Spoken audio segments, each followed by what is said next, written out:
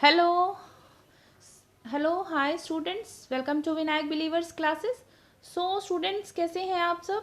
I hope आप सब अच्छे होंगे और प्रिपरेशन कर रहे होंगे। अभी हमारे पास टाइम है, हम अपनी जो प्रिपरेशन है वो थोड़ा डिटेल में कर सकते हैं। डीप स्टडी कर सकते हैं थोड़ा। मैंने आपको लास्ट वीडियो में मधुमेह और मधुमेह का प्रैक्टिस सेट करवा दिया है।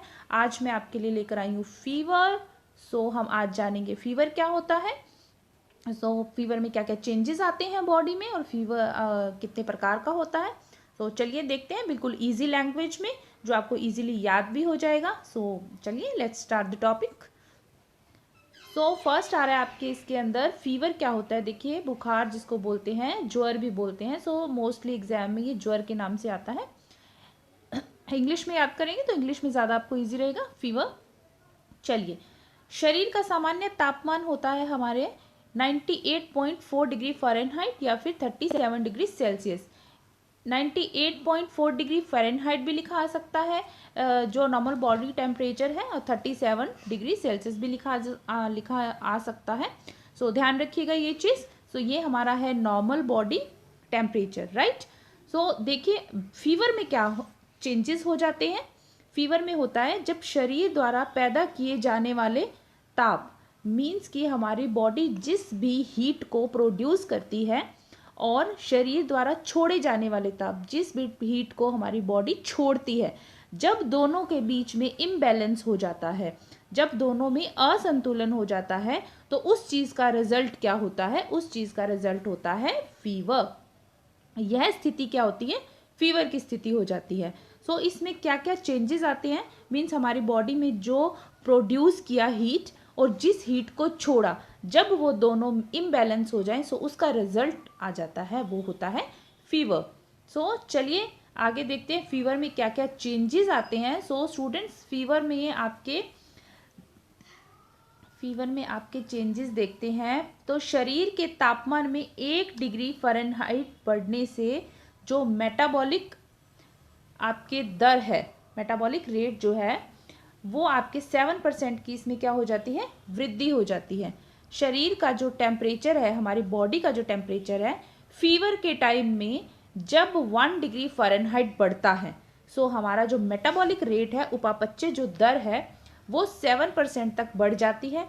और जब 1 डिग्री सेल्सियस बढ़ता है, तब मेटाबॉलिक रेट जो होता है वो 13% बढ़ता है। स्टूडेंट्स, ये आप ध्यान रखिएगा कि जब बॉडी का टेम्परेचर, फीवर की बात हो रही है, उस वक्त जब टेम्परेचर 1 डिग्री फ़ारेनहाइट बढ़ेगा, 7% की वृद्धि हो जाती है मेटाबॉलिक रेट में, और 1 डिग्री सेल्सियस बढ़ने पर 13% की वृद्धि हो जाती है। स्टूडेंट्स, इस तरह का क्वेश्चन पूछा जाता है, काफ़ी बार पूछा भी जा चुका है। ये चीज़ आप ध्यान रखिएगा, ठीक है। 1 डिग्री फ़ारेनहाइट 7% वृद्धि और 1 डिग्री सेल्सियस पर 13% की वृद्धि। ओके, चलिए देखते हैं नेक्स्ट क्या आता है। फीवर जब होता है, फीवर में देखिए किस किस तरह के आपके चेंजेस आते हैं बॉडी में। बॉडी में चेंजेस क्या क्या आ जाते हैं। बुखार में यकृत का ग्लाइकोजन संग्रह जो है वो खाली हो जाता है। जब फीवर की स्थिति होती है, तो बॉडी जो हमारे लीवर के अंदर ग्लाइकोजन स्टोर रहता है, जो जब एनर्जी की ज़रूरत होती है, जब वो फिर से ग्लूकोज में चेंज होकर एनर्जी देता है, वो जो ग्लाइकोजन है वो खाली हो जाता है, या फिर बिल्कुल कम हो जाता है, या फिर खाली हो जाता है। ये जो सिचुएशन होती है, ये बुखार के टाइम में होती है, ठीक है। प्रोटीन मेटाबॉलिज्म की जो तब क्या हो जाती है? वृद्धि हो जाती है। देखिए, जब एनर्जी ग्लाइकोजन से नहीं मिल रही, ग्लाइकोजन जब खाली हो गया, स्टोरेज ही नहीं है, एनर्जी कौन देगा? एनर्जी के लिए कोई भी सोर्स नहीं है उस वक्त। जो प्रोटीन है उसका मेटाबॉलिज्म क्या होता है? उसकी वृद्धि हो जाती है। हमने पढ़ा भी होगा कि प्रोटीन भी एनर्जी देने का काम करता है, लेकिन कब? जब ग्लाइकोजन से जब ग्लूकोज की मात्रा बिल्कुल कम हो जाती है, जब ग्लूकोज एनर्जी नहीं देता, उस वक्त जब ग्लूकोज नहीं होता हमारी बॉडी में, उस वक्त प्रोटीन, जब जैसे कि अपन बात करते हैं फास्ट के टाइम में, है ना, तो ऐसी बात की जाती है ना कि फास्ट के टाइम में जब कार्बोहाइड्रेट नहीं लिया जाता, तो प्रोटीन जो है वो एनर्जी देने का काम करता है। ठीक है, मेटाबॉलिज्म जो है प्रोटीन का, उसमें वृद्धि हो जाती है। कब? फीवर की कंडीशन में, राइट। सो अधिक मात्रा में उत्सर्जित होने वाले उत्पादों के कारण, अधिक मात्रा में उत्सर्जित जो भी हमारे शरीर पदार्थ उत्पाद हैं, सो उसकी वजह से शरीर में क्या हो जाती है, पानी की कमी हो जाती है। लाइक स्वेटिंग जब होता है फीवर में, यूरिन ज़्यादा पास आउट होता है फीवर में, ठीक है। सो उस वक्त क्या हो जाती है, हमारे तरल पदार्थों की आवश्यकता पड़ती है और पानी की कमी हो जाती है। पानी की कमी होती है तो ऑब्वियस है क्या लेना पड़ेगा, लिक्विड जो चीज़ें हैं वो ज़्यादा लेनी पड़ती है, ठीक है। सो इस चीज़ का इस तरह के चेंजेस आते हैं बॉडी में। उसके अलावा पोषक पदार्थों के पाचन में कमी आ जाती है, ठीक है।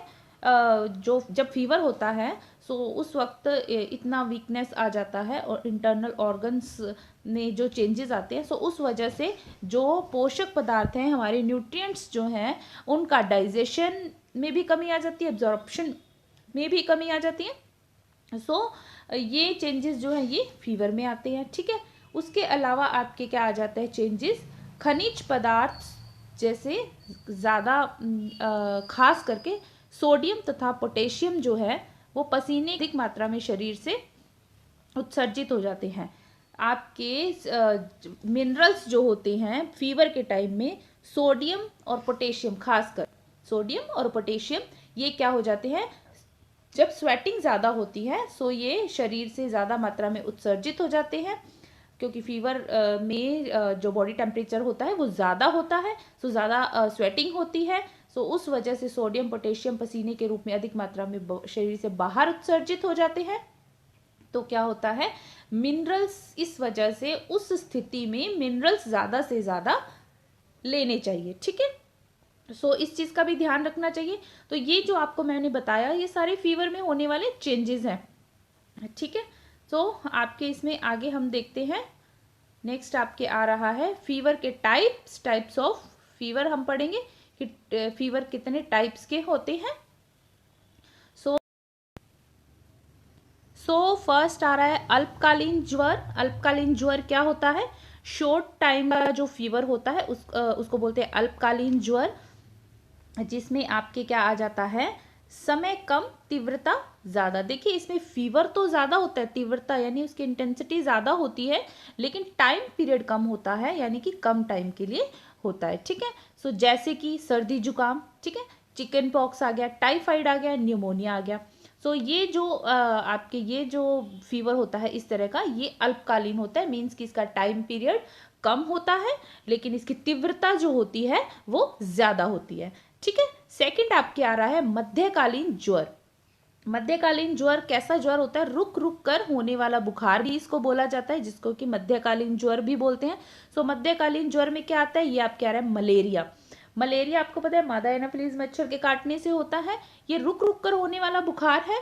और इसके अंदर क्या हो जाता है, ग्लाइकोजन तथा जो आपके वसीय जो टिश्यूज़ हैं, आपके फैटी टिश्यूज़ जो है उसका संग्रह है। एंड दूसरा आपके इसके अंदर हो जाता है कैटाबॉलिक जो प्रोसेस होता है उसमें वृद्धि हो जाती है। आप समझते हो कि कैटाबॉलिक प्रोसेस, जिसको हिंदी में अपचय बोलते हैं, जिसमें कि भोज्य पदार्थ टूट कर क्या होते हैं, अपने सरलतम रूप में परिवर्तित हो जाते हैं। सो जो कैटाबॉलिक प्रक्रियाएं हैं वो उसमें क्या हो जाती है, इसमें वृद्धि हो जाती है। उसके अलावा उपापचयन की दर में वृद्धि हो जाती है, उसके कारण से क्या होती है, बेचैनी होती है। देखिए फीवर के अंदर मेटाबॉलिक जो रेट है, BMR जो है वो बढ़ जाता है, ठीक है। सो उसके अलावा शरीर में ज़्यादा मात्रा में पसीना भी आता है, मल उत्सर्जन के कारण शरीर में पानी की कमी भी हो जाती है। सो मैंने अभी ये आपको चेंजेस बताए हैं। सो आपके थर्ड आ रहा है इसके अंदर दीर्घकालीन ज्वर। देखिए दीर्घकालीन ज्वर क्या होता है, ऐसा फीवर जिसका टाइम पीरियड लंबा होता है बट इसकी तीव्रता कम होती है। सो वह कौन सा होता है, टीबी, जिसको क्षय रोग बोलते हैं। टीबी आम भाषा में टीबी, और वैसे ये बोला जाता है क्षय रोग, जिसको ट्यूबरक्लोसिस बोलते हैं।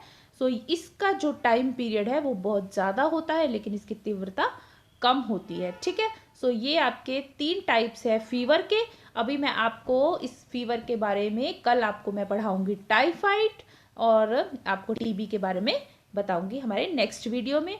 सो स्टूडेंट्स इसी तरह से पढ़ते रहिएगा, आप इजी लैंग्वेज में, आपको इजीली समझ में आएगा, आप अच्छे से कर पाएंगे। सो मेरे साथ बने रहिए मेरी वीडियो देखने के लिए। Thank you so much. मेरी वीडियो को लाइक शेयर सब्सक्राइब करना नहीं भूलिएगा। So God bless you all the best.